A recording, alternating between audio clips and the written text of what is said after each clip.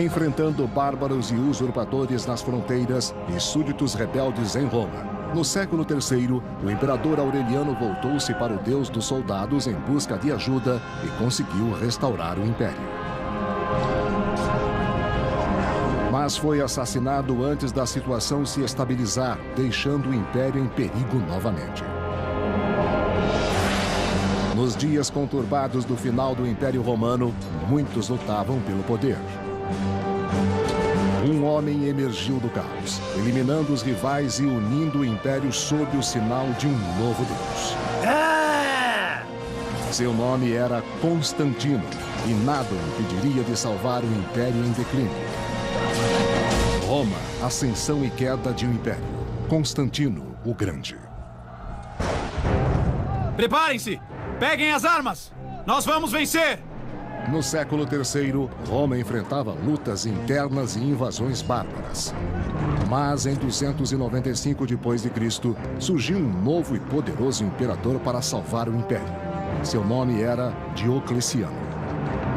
O que Diocleciano optou por fazer foi lidar com diversas preocupações e vários desafios que o império enfrentava no terceiro século. Um novo elemento de Diocleciano foi a redefinição da defesa das fronteiras. O imperador Diocleciano criou um exército móvel sempre disponível a enviar reforços para as fronteiras vulneráveis. Um dos soldados mais capazes era o jovem Constantino, de 17 anos. Já! Ele era um soldado que se destacava, isto é, ele era muito corajoso na batalha e realizava todo tipo de feitos muito ousados. Os sinais da grandeza de Constantino não passaram despercebidos. Diocleciano mantinha o jovem soldado por perto, demonstrando o desejo de preparar Constantino para uma posição de poder no império.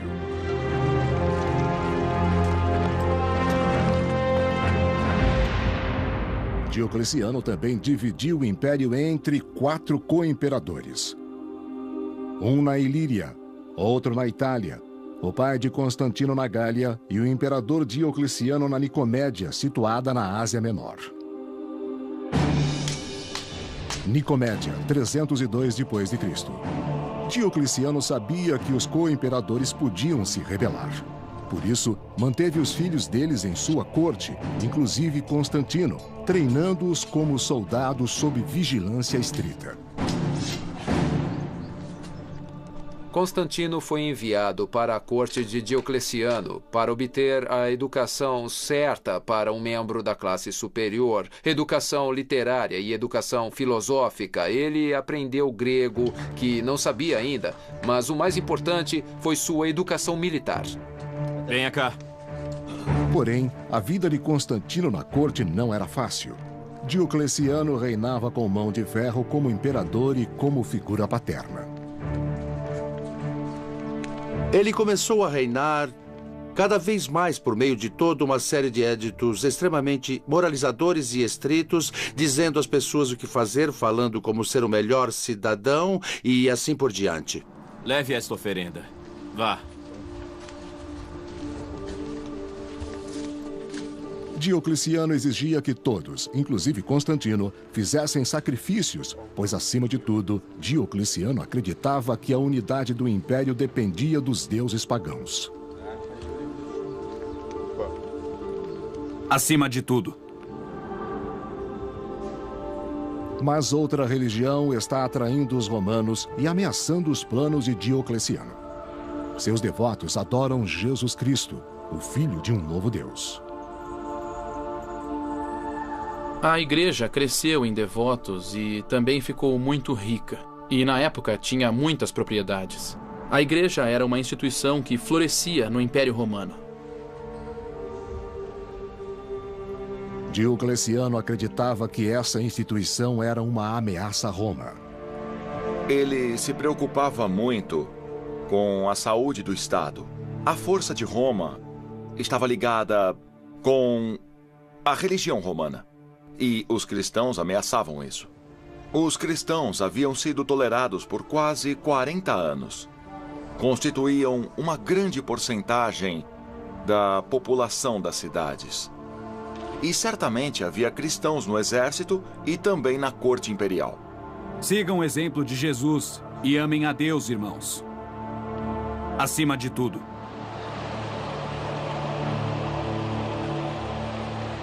Diocleciano exigiu que todos os soldados do império oferecessem sacrifícios aos deuses romanos, mas muitos cristãos se recusaram.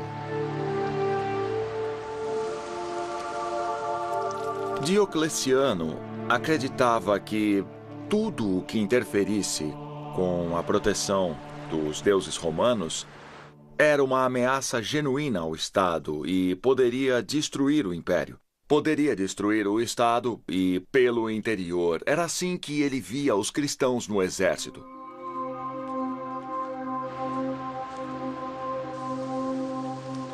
A desobediência ao édito imperial era punida com a morte. Constantino era forçado a testemunhar essa brutalidade e percebia o medo e a discórdia que as reformas de Diocleciano provocavam. Não demorou para que a discórdia se espalhasse além do exército.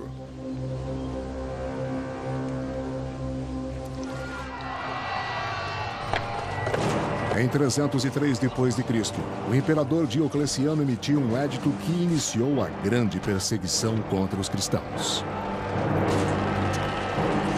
A emissão do édito da perseguição provocou uma cultura de crueldade administrativa. Os oficiais romanos que aplicavam o édito quando encontravam resistência deviam levar os acusados ao tribunal, torturá-los para obter provas e obrigá-los a renunciar publicamente ao cristianismo. A grande perseguição marcou o início da Era dos Mártires. Todos os cristãos que proclamassem sua fé em público eram condenados à morte. De muitas maneiras, a perseguição de Diocleciano foi muito além das anteriores. Um imperador romano chegou muito perto de destruir o sistema. É provavelmente por isso que tantos mártires adorados pela igreja cristã foram obrigados a sofrer por Cristo durante o reinado de Diocleciano. Nicomédia, 305 d.C. Apesar de não concordar com as perseguições, Constantino tinha de se curvar ao homem que podia definir seu futuro. Mas quando Diocleciano adoeceu e renunciou, Constantino ficou surpreso ao ser afastado da sucessão. Diocleciano parecia perceber que Constantino podia ser uma ameaça. Constantino lutara com Diocleciano e fizera um bom trabalho nas batalhas. As fontes dizem que, no fim de sua vida, Diocleciano havia, de fato, prendido Constantino em sua corte. Isso para impedir que ele voltasse à corte de seu pai e comandasse os exércitos dele. Porém, sem nada que o prendesse ao Oriente, Constantino resolveu dirigir seu destino e fugir ao jugo de Diocleciano. Constantino viajou da Nicomédia para Bolonha, na Gália, a fim de encontrar o pai que governava a Espanha, Gália e a Britânia. O imperador Constâncio, pai de Constantino, estava velho e doente e sentia a falta do filho. Mas em 305 d.C., Constantino reencontrou-se com o pai, um homem cuja natureza era mais similar à sua do que a de Diocleciano jamais fora.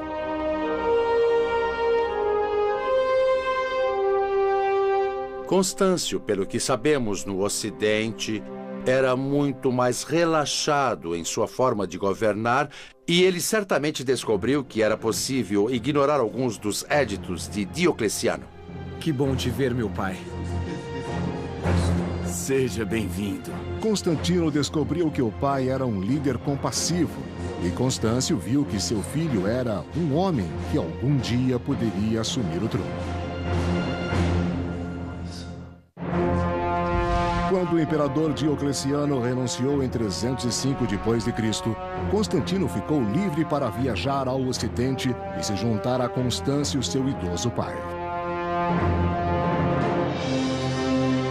Um dos 4 co-imperadores romanos, Constâncio governava a Espanha, Gália e Britânia, ameaçada pelos bárbaros pictos.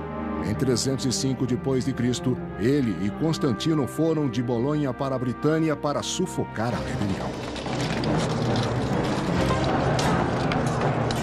Os pictos eram uma tribo feroz do território onde hoje fica a Escócia e que atacava a Britânia. Eles eram um sério desafio em batalha para Constantino e seu pai. Esses vizinhos bárbaros do século IV eram mais bem organizados do que haviam sido em gerações anteriores. Os exércitos romanos enfrentaram batalhas mais difíceis do que antes na Europa. Para piorar as coisas, a saúde do imperador Constâncio estava abalada. O fato de um imperador que claramente estava doente na época em que foi com o filho enfrentar o perigo dos pictos ter ido nesta campanha é outra indicação de como a ameaça era séria.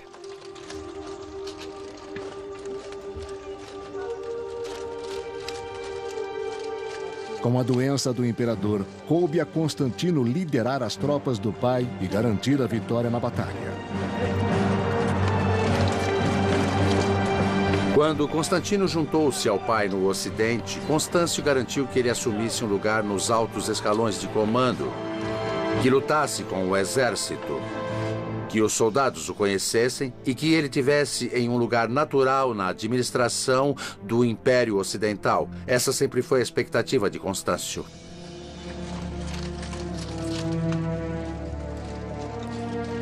Com seus feitos militares, Constantino conquistou a lealdade do exército, mas a vitória não pôde salvar a vida do pai que Constantino havia acabado de conhecer.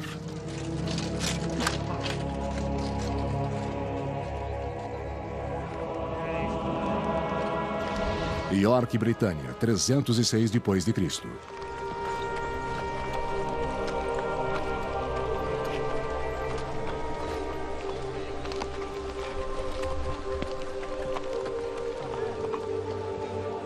Quando seu pai morreu, o exército admirava Constantino, e ele foi imediatamente proclamado imperador. De certo modo, isso é um evento natural. Era um exército que conhecia o pai de Constantino, que respeitava o pai de Constantino e que conhecia o filho também. Eles sabiam o que esperar de Constantino.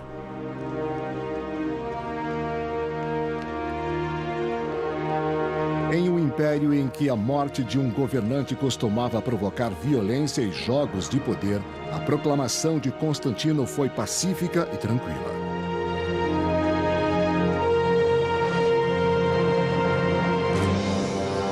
Quando os francos atacaram a Gália em 306 d.C., Constantino foi para o sul para lutar contra eles e enfrentar seu primeiro desafio como imperador.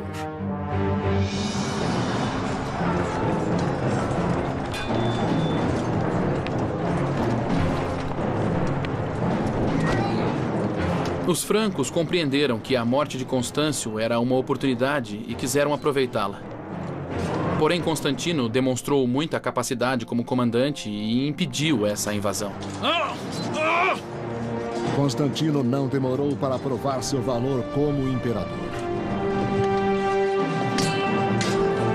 O imperador devia comandar pessoalmente o exército e, com frequência, devia comandar na frente de batalha. Constantino parece ter sido um soldado de frente de batalha muito capaz. Ele era visto liderando as cargas de cavalaria nas batalhas e era muito hábil na tática.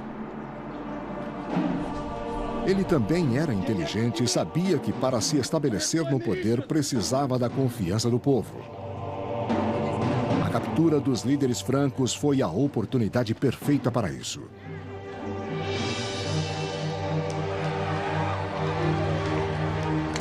Constantino desfilou com os prisioneiros bárbaros pelas ruas de Trier, na Alemanha atual, para mostrar ao povo que ele os protegeria.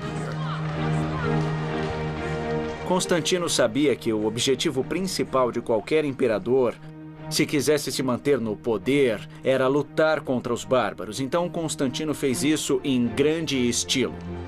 Ele lutou contra os francos e temos evidências de que ele capturou alguns reis francos que foram exibidos pelas ruas da cidade para agradar ao povo da Gália.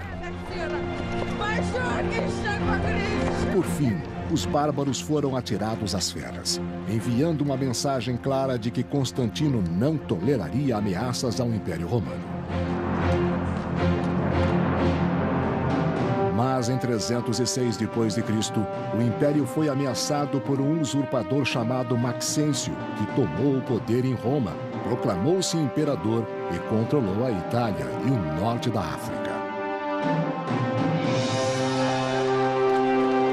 O usurpador Maxêncio conseguiu apoio ao prometer diminuir impostos e distribuir grãos ao povo de Roma. Como Constantino, ele era filho de um ex-co-imperador. Constantino foi proclamado imperador pelas tropas em julho de 306 e Maxêncio ficou em Roma, pensando, bom, ele é imperador, eu também quero ser imperador. E então o que houve é que no final de 306, ele se proclamou imperador. Mas ao contrário de Constantino, Maxêncio não tinha direito ao trono. Ele atacou, aprisionou e assassinou o legítimo co-imperador da Itália. Não demorou para que o povo descobrisse que suas promessas eram mentiras.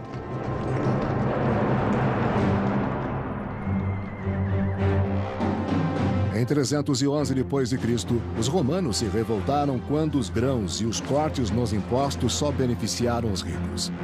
Os cidadãos comuns tinham de roubar para sobreviver. Maxêncio não era um líder popular. Ele era um líder muito cruel. Abafava as revoltas com muita violência. Circulavam boatos de que ele seduzia as filhas dos senadores, havia problemas com o suprimento de grãos e os impostos haviam aumentado ainda mais. A revolta desesperada do povo de Roma foi uma oportunidade para Constantino.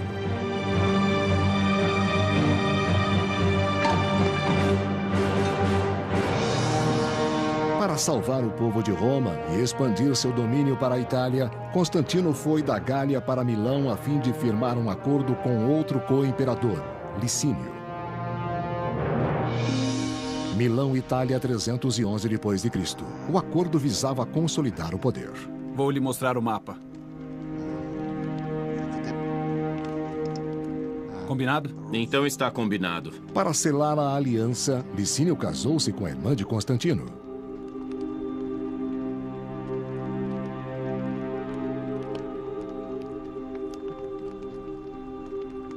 Bem-vinda. Constantino soube jogar. Ele era uma pessoa extremamente ambiciosa e não havia um caminho para o poder que ele não soubesse abrir.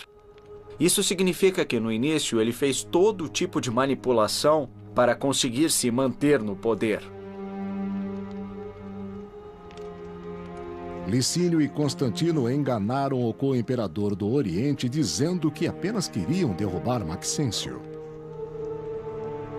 Este é um bom plano. Constantino quis tirar vantagem da situação e começou a chamar Maxêncio de imperador ilegítimo e usurpador. Constantino justificou a invasão contra Maxêncio como uma luta necessária para expulsar um tirano da cidade de Roma.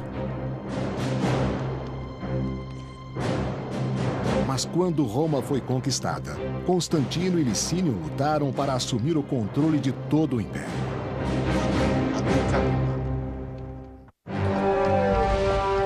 Em 306 d.C., quando o usurpador Maxêncio tomou o poder em Roma, Constantino aliou-se ao ambicioso co-imperador Licínio, buscando destruir Maxêncio e dividir o império entre eles. Enquanto Licínio defendia a fronteira norte do império contra os invasores bárbaros, Constantino marchou para Roma, sitiando a cidade onde Maxêncio se escondia.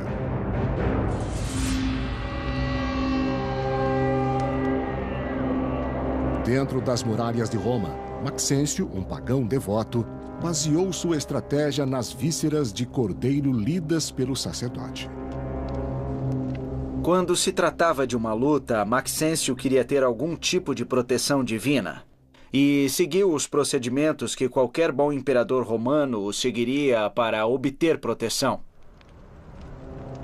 Desesperado para saber se deveria esperar por Constantino ou enfrentá-lo em batalha, Maxêncio buscou orientação nas profecias sibilinas. Uma das fontes que Maxêncio consultou foram as profecias sibilinas, que eram livros de profecias mantidos pelas associações de sacerdotes romanos. E os sacerdotes investigavam determinadas questões consultando um oráculo. Bom, esse foi um oráculo que lhe disse que um inimigo de Roma morrerá hoje. Por essa razão, parece que Maxêncio mudou seu plano e tomou a decisão de não esperar por Constantino.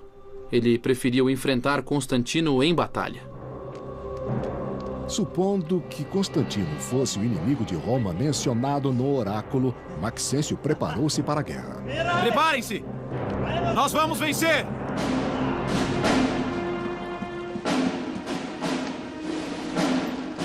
Enquanto isso, Constantino preparava-se para enfrentar Maxêncio no campo de batalha. Sabendo que suas tropas eram em menor número, Constantino estava inquieto. Constantino começou a ficar preocupado com a força de seu exército. E sabemos que ele rezou para que algum deus o ajudasse e recebeu uma visão como resposta. E Constantino interpretou a visão como sendo cristã. O historiador Eusébio de Cesareia registrou o que aconteceu conforme lhe foi contado pelo próprio Constantino. Ao redor do meio-dia, quando começava o entardecer, ele viu nos céus o sinal de uma cruz luminosa. Ela estava acima do sol e tinha a inscrição "Conquiste com isto".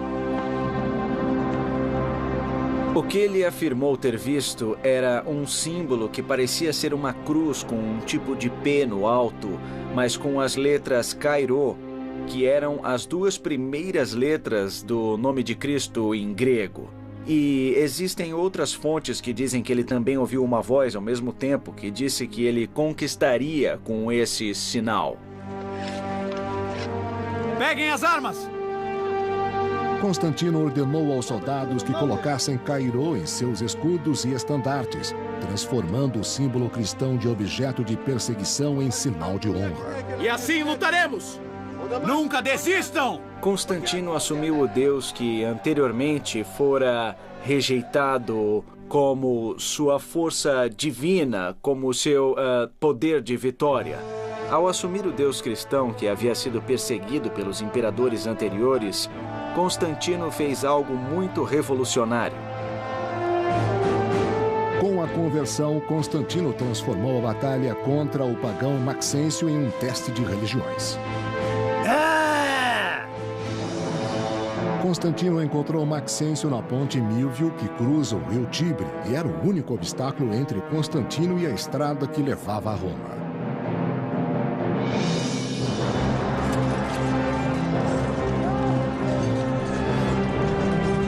Embora em menor número que o exército de Maxêncio, os soldados de Constantino, marcados com a cruz de Cristo, enfrentaram a batalha com coragem. A batalha da Ponte Milvio foi muito importante. As forças foram dispostas uma contra a outra e, apesar das vantagens numéricas, o exército de Maxêncio foi empurrado por Constantino para o rio. Nunca desistam!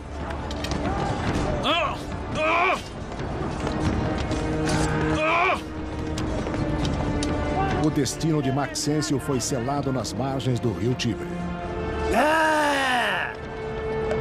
Constantino forçou Maxêncio a lutar com o Tibre nas costas. Era uma posição terrível para estar e, conforme as forças de Constantino pressionaram, o exército de Maxêncio se dispersou. Sem opção, o usurpador Maxêncio fugiu com seus homens e tentou atravessar o rio Tibre a nado.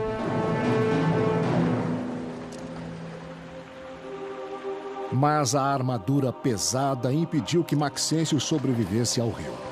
Dias mais tarde, seu corpo inchado foi retirado do Tibre, comprovando a queda do regime usurpador. Constantino obteve uma importante vitória na Ponte Milvio, que eliminou a oposição de Maxêncio e deu a Constantino o controle de metade do império, inclusive da rica província da Itália. O destino de Maxêncio era um lembrete da força de Constantino e do que esperava aqueles que ousassem opor-se a ele. Constantino deu-se ao trabalho de dragar o corpo para desfilar com a cabeça por Roma e depois enviá-la ao norte da África para mostrar que o imperador estava morto e que Constantino tinha assumido o poder. A vitória sobre Maxêncio também provou a Constantino que o deus cristão era mais poderoso que os deuses pagãos do inimigo.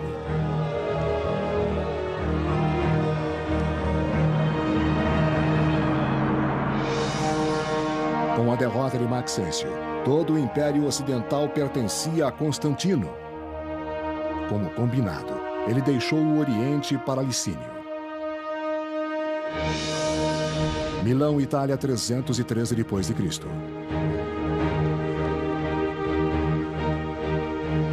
Eles se encontraram em Milão, onde Constantino e Licínio confirmaram o apoio mútuo por meio do casamento. Constantino decidiu ligar-se a Licínio ou ligar Licínio à sua causa. Ele chamou uma de suas irmãs, Constância, e a casou com Licínio, que considerava esse o modo natural de fazer uma aliança. Bom, para começar, o próprio casamento realmente marca o ponto em que os dois, Constantino por um lado e Licínio pelo outro, concordavam nas políticas. Uma dessas políticas refletia a conversão de Constantino ao cristianismo. Os dois imperadores conversaram sobre como dividiriam o poder entre si. Um elemento nessa decisão era estender a tolerância ao cristianismo por todo o império. Licínio não era cristão, mas concordou com Constantino em interromper a perseguição no império. O acordo funcionou por algum tempo, mas uma aliança nascida da ambição é frágil. E Constantino reconheceu que seu co-imperador era seu maior rival.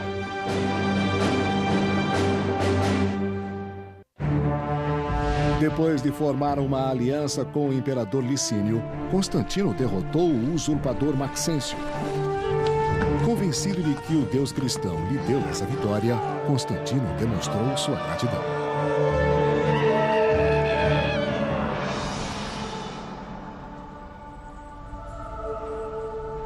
Pela primeira vez em 10 anos, os cristãos puderam rezar livremente e, pela primeira vez na história, o imperador era cristão.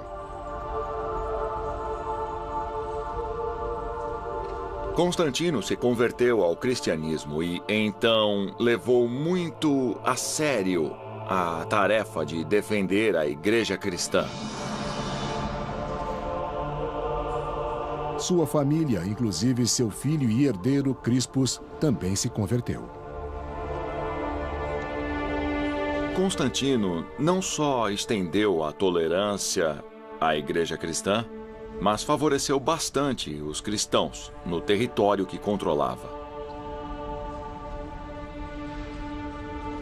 Em 313 d.C., Constantino e Licínio emitiram em conjunto o Édito de Milão, conforme descreve o historiador Lactâncio.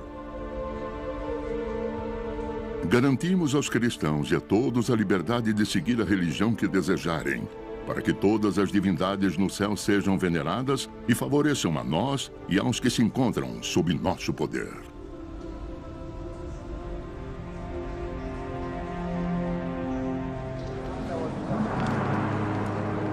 Nos anos que se seguiram, o relacionamento de Constantino e Licínio se deteriorou.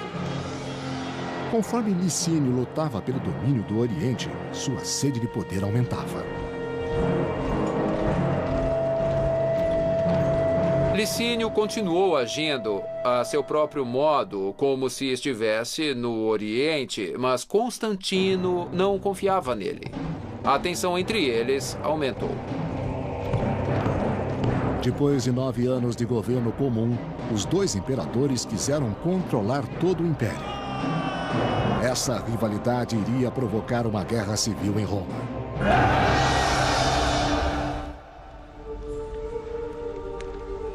No Oriente, os cristãos foram vítimas do conflito crescente. Como apoiavam o imperador cristão Constantino, eles passaram a ser uma ameaça a Licínio e pagaram um alto preço.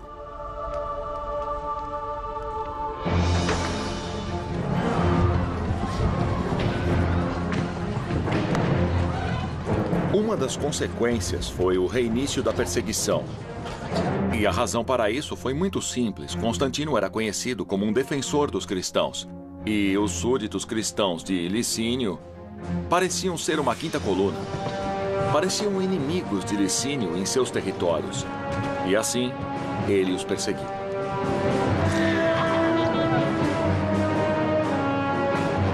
Igrejas e livros sagrados foram destruídos. E o mesmo aconteceu à aliança entre Licínio e Constantino. A perseguição aos cristãos deu a Constantino, um governante experiente de meia-idade, o pretexto para atacar Licínio. Então ele rapidamente ordenou que seu exército marchasse para o Oriente.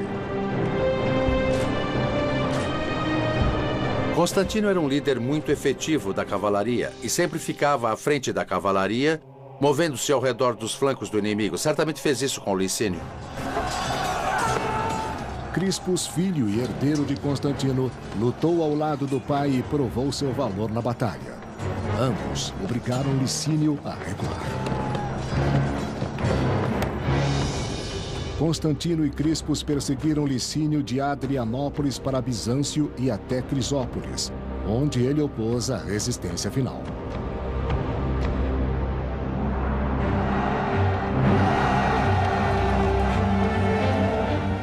Em 324 d.C., com todo o império em jogo, Constantino e Crispus enfrentaram Licínio lado a lado.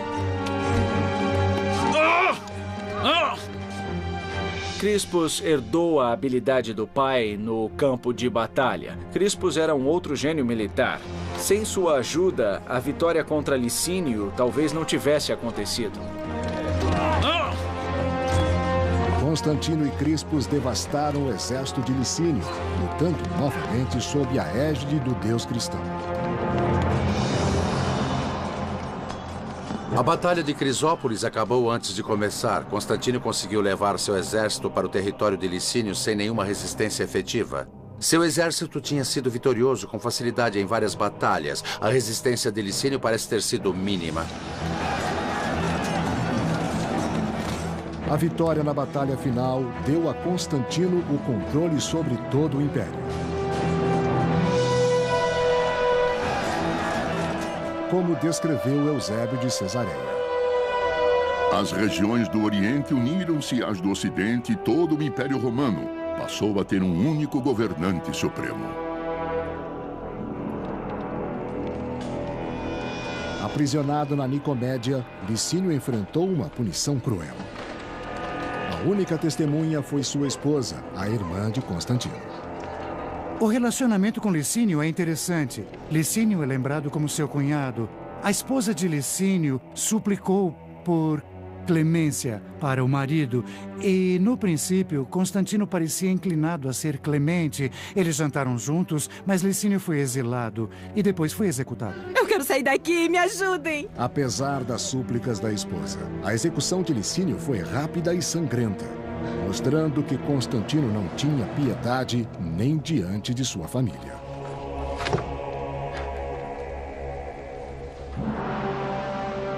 Com a morte de Licínio, Constantino passou a governar todo o império e pretendia transformar seu filho Crispus vice-imperador no Ocidente. Bizâncio, 324 d.C.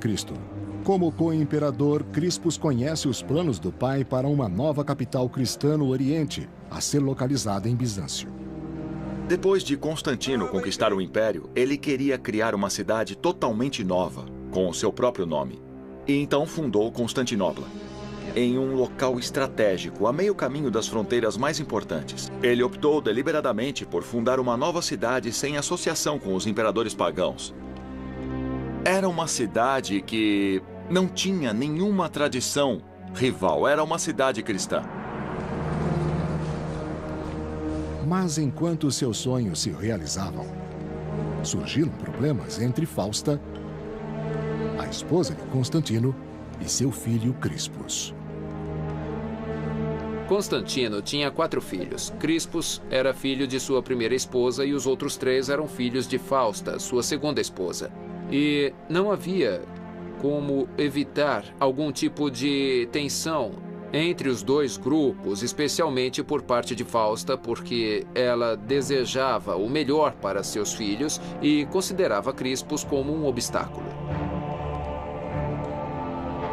Invejosa do poder concedido a Crispus no Ocidente, Fausta estava determinada a conseguir poder para seus filhos a qualquer custo. Constantino, auxiliado por seu filho Crispus, derrotou o rival Licínio e uniu todo o império sob a nova fé cristã.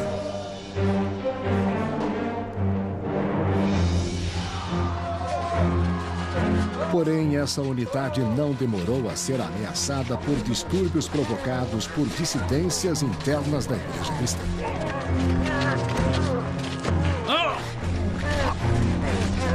A situação entre os cristãos no Império do Oriente era de grande agitação. Havia uma controvérsia acirrada sobre a natureza de Cristo, que também estava ligada à questão de quem deveria comandar a Igreja do Oriente. Bispos rivais incitavam ataques a outros cristãos com crenças diferentes. Tal violência não era vista desde as perseguições, mais de 20 anos antes. Em busca de uma solução, Constantino exigiu que as autoridades da igreja acabassem com a controvérsia sangrenta. Podemos fazer assim? Pode sim, eu concordo. Então ele convocou um concílio de mais de 300 bispos e marcou o encontro na cidade de Niceia. A tarefa deles era chegar a uma única definição do que os cristãos acreditavam. O resultado foi o Credo Niceno, uma declaração de fé que existe há mais de 1.600 anos e ainda é recitado atualmente em todo o mundo. Cremos em um só Deus, Pai Todo-Poderoso, Criador de todas as coisas, visíveis e invisíveis, e em um só Senhor Jesus Cristo, Filho único de Deus, nascido do Pai. Assim vai ser melhor. Mas nem todos concordavam com essa definição de crença cristã. E isso acabou provocando muitos problemas, porque significava que os cristãos rivais, as crenças cristãs rivais, ficaram constantemente lutando pela preferência imperial pelo resto do século. Isso também significou que os imperadores deixavam de lado os outros assuntos do governo para lidar com as rivalidades entre os diferentes bispos cristãos. Podemos fazer assim? Pode sim, eu concordo. Talvez isso tenha cegado Constantino para uma rivalidade muito mais próxima. Em 326 d.C., sua esposa Fausta atacou a integridade de seu filho Crispus. Crispus era o filho mais velho de Constantino, de um casamento anterior e, portanto, não tinha a mesma mãe que seus meio-irmãos menores. É bastante claro que havia uma intensa rivalidade entre ele e os 3 meio-irmãos. Entenda. Como parte de seu plano, Fausta disse a Constantino que Crispus havia tentado seduzi-la. Isso é imperdoável! As coisas não iam bem para Crispus. Fausta queria tirar Crispus do caminho logo para que seus filhos legítimos pudessem herdar sem a ameaça de Crispus. Constantino não percebeu que fora traído pela esposa e não pelo filho, e ordenou que Crispus fosse executado.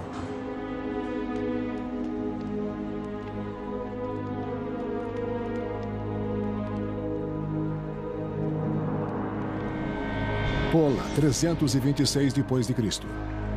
Aprisionado em Pola, na Croácia atual, Crispus reafirmou sua inocência. Embora não fosse ouvido, ele tinha um defensor junto a Constantino. Constantino foi aconselhado por sua mãe Helena, que achava que a própria Fausta havia inventado esse plano, fingindo ter sido violada ou ter sido seduzida por Crispus, de modo a que ela, Fausta, pudesse promover os interesses de seus filhos. Constantino agira de modo impulsivo e sabia disso. Fausta pagou com a vida por sua traição, mas era tarde demais para Crispus. Os guardas da prisão já tinham recebido ordens para executar o filho do imperador. Não sabemos exatamente o que aconteceu, mas foi um golpe terrível para o Império Romano que Crispus fosse sacrificado no altar da história. Constantino ficou só com sua própria consciência. Como penitência, Constantino passou os últimos anos de sua vida construindo igrejas em Jerusalém, Belém, Constantinopla e Roma. Roma, 330 d.C. Uma das igrejas mais magníficas foi construída no local do túmulo de São Pedro, em Roma, um lugar de peregrinação para os cristãos até hoje. Constantino é mais conhecido pelas igrejas. Essa é uma indicação tanto de suas políticas pró-cristãs quanto de seu apego à fé cristã. Recusando-se a mudar de fé apesar das constantes desavenças, Constantino dirigiu pessoalmente a construção da Basílica de São Pedro.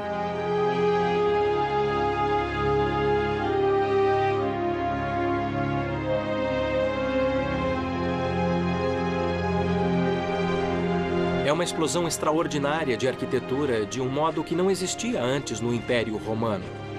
A diversidade de planos pode ser explicada pela variedade de arquitetos que Constantino envolveu no trabalho e provavelmente por suas próprias ideias. Ele se envolveu em quase todos os projetos e era um homem que realmente tinha ideias próprias sobre a construção. Podemos fazer assim? Pode sim, eu concordo. Constantino esperava que a devoção no final da vida apagasse todos os seus pecados.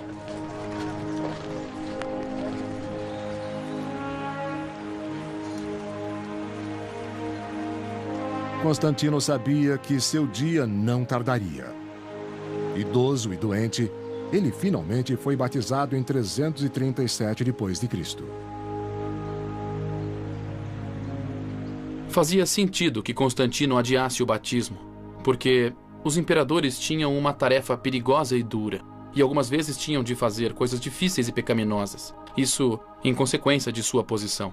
E fazia sentido adiar o batismo até o fim da vida, pois as coisas perigosas e pecaminosas seriam lavadas antes da morte.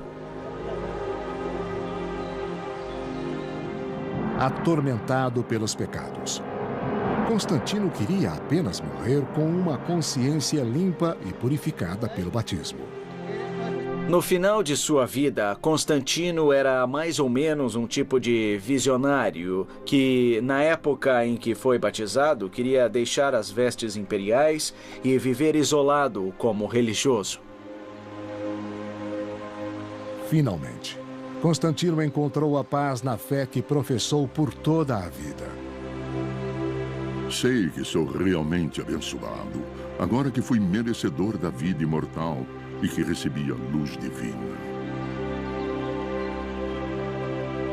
Constantino morreu em maio de 337 d.C., após 30 anos de governo.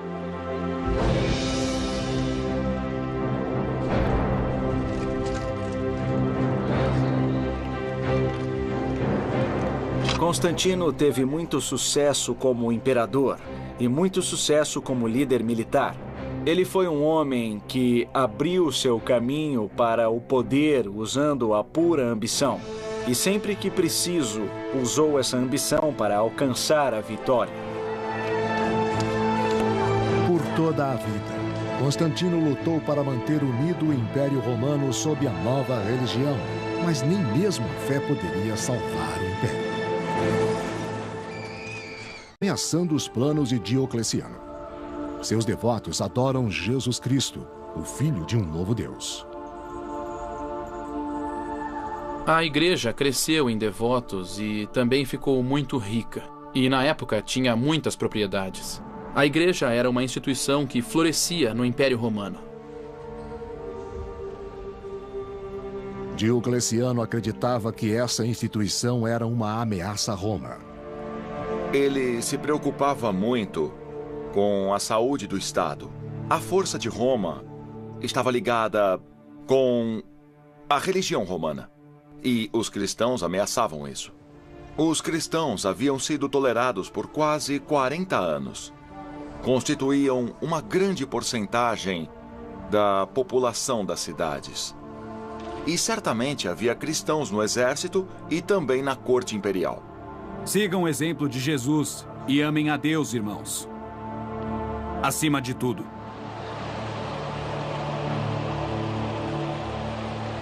Diocleciano exigiu que todos os soldados do império oferecessem sacrifícios aos deuses romanos, mas muitos cristãos se recusaram. Diocleciano acreditava que tudo o império enfrentava no terceiro século. Um novo elemento de Diocleciano foi a redefinição da defesa das fronteiras. O imperador Diocleciano criou um exército móvel sempre disponível a enviar reforços para as fronteiras vulneráveis. Um dos soldados mais capazes era o jovem Constantino, de 17 anos. Já!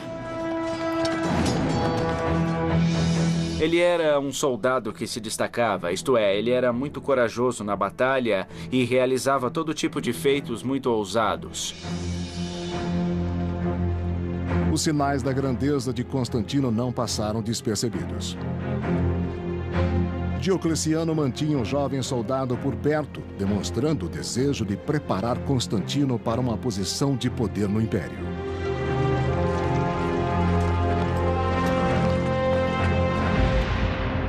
Diocleciano também dividiu o império entre 4 co-imperadores. Um na Ilíria, outro na Itália, o pai de Constantino na Gália e o imperador Diocleciano na Nicomédia, situada na Ásia Menor. Nicomédia, 302 d.C. Diocleciano sabia que os co-imperadores podiam se rebelar.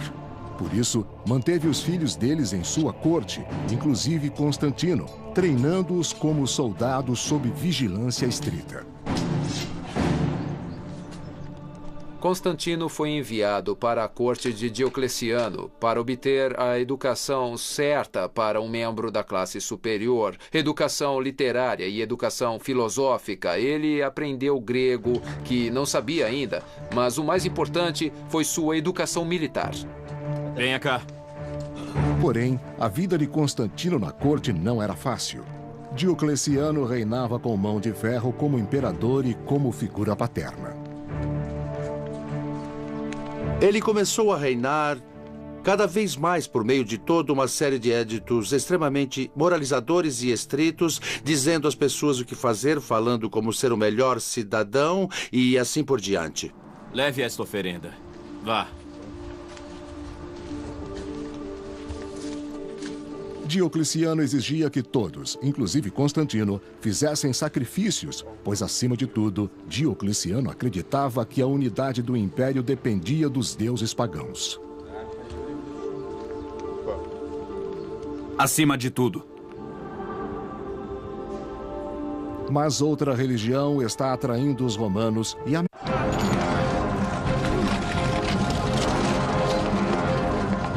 enfrentando bárbaros e usurpadores nas fronteiras e súditos rebeldes em Roma. No século III, o imperador Aureliano voltou-se para o deus dos soldados em busca de ajuda e conseguiu restaurar o império. Mas foi assassinado antes da situação se estabilizar, deixando o império em perigo novamente. Nos dias conturbados do final do Império Romano, muitos lutavam pelo poder. Um homem emergiu do caos, eliminando os rivais e unindo o império sob o sinal de um novo Deus.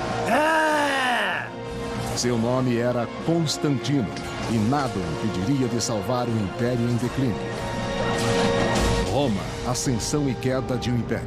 Constantino o Grande. Preparem-se! Peguem as armas!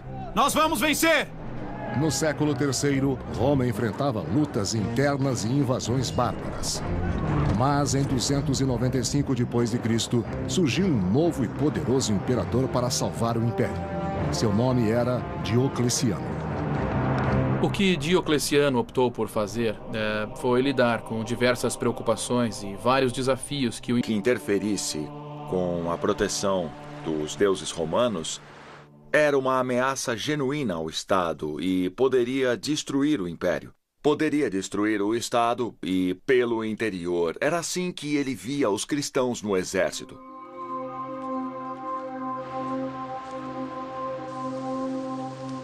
A desobediência ao édito imperial era punida com a morte. Constantino era forçado a testemunhar essa brutalidade e percebia o medo e a discórdia que as reformas de Diocleciano provocavam. Não demorou para que a discórdia se espalhasse além do exército.